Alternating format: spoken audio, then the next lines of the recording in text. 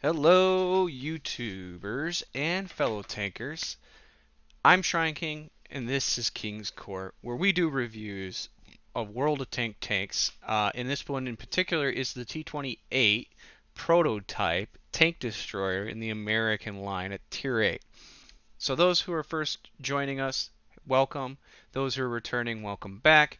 For those that don't know what this really is, this is just a review and guide of the tank itself, explaining pros, cons, how to best play the tank, what kind of tanks to watch out for, even like scenarios in the map, where to best play it, and then what scenarios that you might run into that'll be fairly dangerous for you.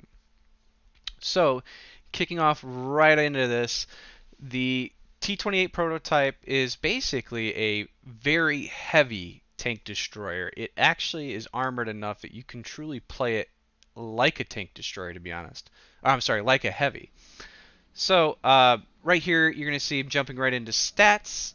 Particularly, those were the start-off stats themselves. And then here's actually what the tank looks like. So you'll see that it's pretty slick looking. Now, the parts that you don't really know is that it's really like 200mm armor in the front, making it pretty strong. You'll see here I'm showing like the start-off gun, which the gun is kind of okay to start with, but then you'll see that Tier 10 gun is really what you're looking to get, because once you get to that gun, it's really nice. That actually makes it to where you're very dangerous because of the 400 alpha damage along with the rest of the penetration. And you'll see that there is no change in the turret, which means your turret's already really strong. The armor on the hull is already really strong, and then you can see that everything else is mainly just getting it up to like other, let's say for example the radio. You definitely want to start out with that, and then you get into the engine and the tracks and stuff like that. But the engine is really going to be the real kicker that you want to make sure that you get there. And you'll see, like, overall stat-wise, it's pretty nice. You have 1150 HP. You'll see the view range is at like 380, 390 with a signal range of 777 with the radio, which means if you're putting on the, let's say you have your crew in there and they're at 120% for like radio, and then you have your commander that's extending range, all of those should be pretty good. So very nice stuff altogether. Now, let's talk about the key pros to the tank. One is obviously the armor. The other is the big gun that I was mentioning, that Tier 10 gun. Definitely sticks in for a pro. The view range on it is actually not bad, and the signal range, the radio signal range, is actually really good, which helps you out a lot because you should be able to get up to about 850 on your radio range with your crew. So that makes it really nice. The camo concealment rating is okay. It's not wonderful, but honestly, considering how heavy you are and tall you are, it's pretty surprising that your camo can actually be very decent. And by decent, I mean like stationary of like 30 or 40. Now, let's talk about some of the cons. So, one con is its speed's not all that great, and then what you're seeing here is where I'm able to get up to like 28, 27. That's actually the modifications that they made to the speed. It used to not be that fast, or not even remotely close.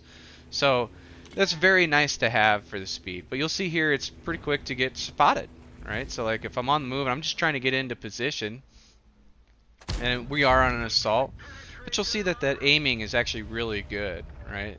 So very nice to have. The turret traverse speed is really good. But the the hull rotation is not so good. Right? So if you're trying to rotate your hull, it's very slow in that regards. The other thing to note about on a positive note, is the depression on this gun, or on this tank, is really good. Just like most Americans, honestly. Most Americans, if you play them, the gun depression is going to be pretty good.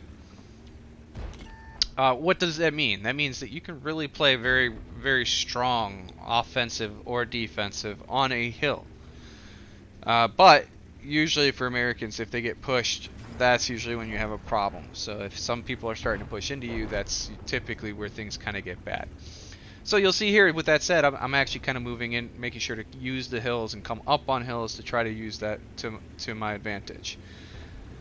Now, some other cons is that this tank actually has some pretty obvious weak points for a lot of different tanks. The cupolas obviously jut out a lot, making them a significant thing for people to try to aim for. The other part that some people don't know is actually the cheeks on this tank are not that great. A lot of people can actually pen the cheeks because they're flat and they're not as well armored as the rest of the tank. So that's, and I mean, I think it's like 203 millimeter is the armament or armor on it. So there's a lot of tanks at tier 8, tier 9, and tier 10 that can pen that no problem. So usually that's what'll happen is you'll start having it where people are aiming for those and they typically hurt. Now the accuracy, as you can see here, is pretty darn good. And bear in mind, this is the bigger gun, right? So accuracy on the gun's pretty good. You'll see that I'm able to reload like every, what is that, 9.4. And 9.4 is a pretty good reload to have doing that kind of damage, especially at the tier. Honestly, for pros and cons, a lot of it's pretty straightforward. There isn't, like, this tank is pretty well balanced overall. I really do enjoy it. I think as a tank destroyer, it sticks out as a really good tank destroyer. The fact that it can actually fight, like, as a heavy is another advantage that it has.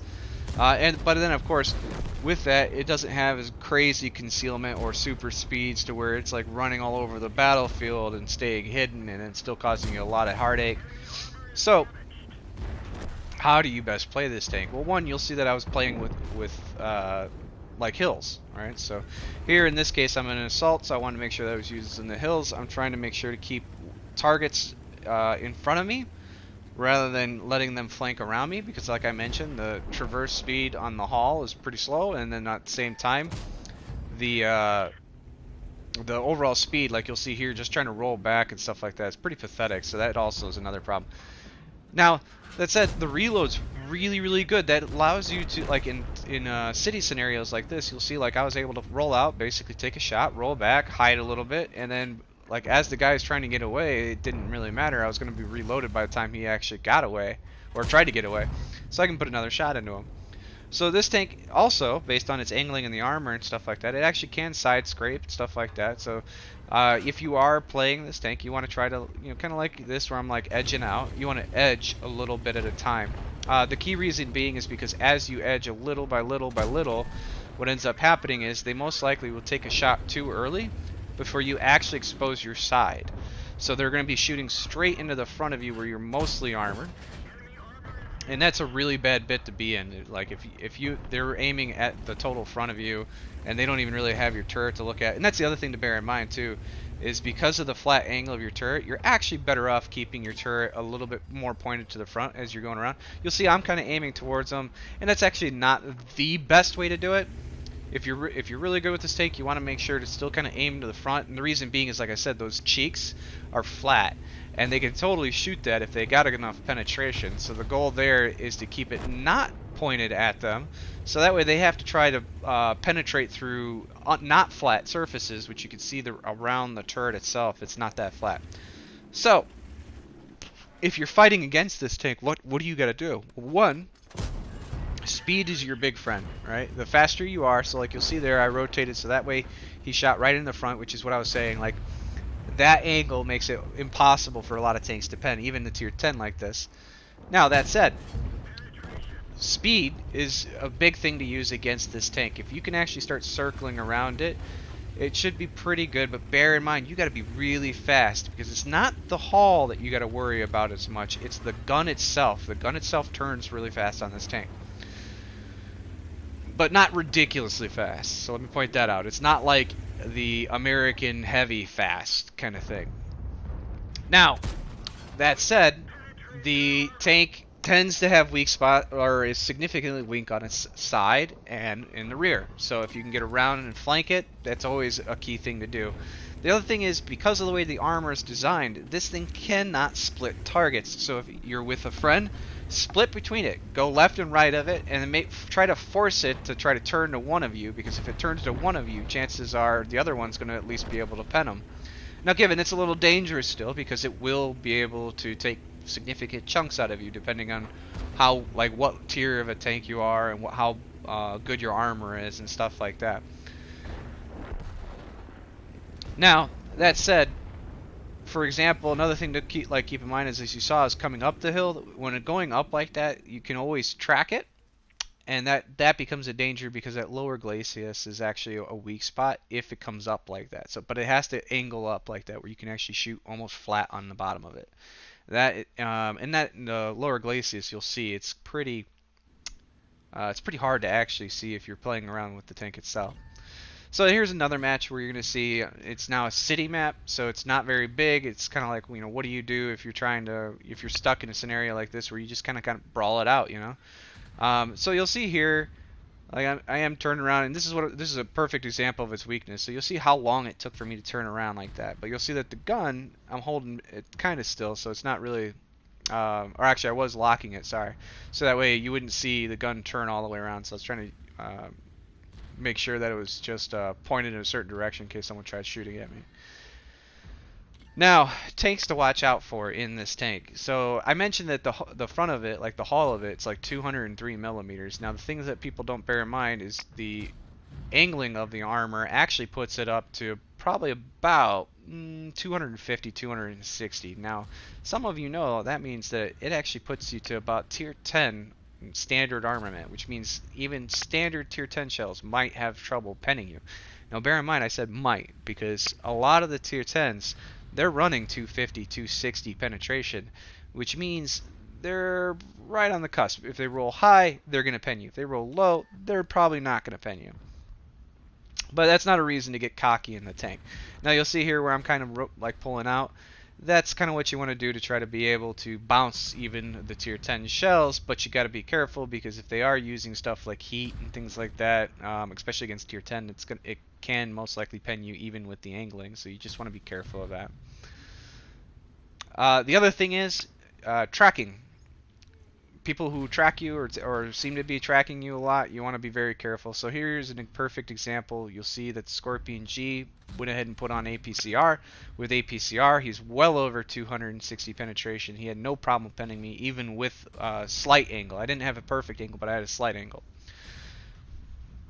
Any tank that's like that, that's going to have really decent penetration. So like for example this JPEG, the only reason I even came out was because of the fact he got tracked. Had he not been tracked, I would not have risked it. That's a lot of damage, and he's got really good penetration. It would not have gone very good for me. And you'll see I'm just trying to figure out anything I can maybe pen, and even when I tried I ricochet, so it's kind of funny. But any tank that's got really high penetration and really good accuracy, that's the other ones that you kind of want to watch out for. This tank benefits a lot from distance, so the other part that you want to be very careful about is tanks that are going to try to close into you. So usually, typically, it's the ones that are really fast, and if you see them kind of charging, those are the ones that you want to try to at least focus, because if they get too close in, it becomes a real danger for you. Because your camo rating is not the best, if you are sitting in a bush and stuff like that, trying to be on the like a defense and maybe like a back end sniper or something like that, you want to be a little careful of tanks that are going to have really good really good view range and really good camo, right? Because they will most likely beat out even your camo while sitting still and even your view range. Now, that said, I would recommend that you probably put Binox and Camo Net on this tank. To try to counteract that, because that is one of the weaknesses to the tank that allows certain tanks to basically bully you a bit. Other than that, like fighting against heavies, you got to be a little bit concerned about which heavies you're fighting. If you're trying to go against tier 10 heavies, I would not recommend that. Tier 10 heavies can be very dangerous. In the case that they're giving you their side like that, that's actually pretty good for you. But other than that, you might want to be very careful about who you're fighting against.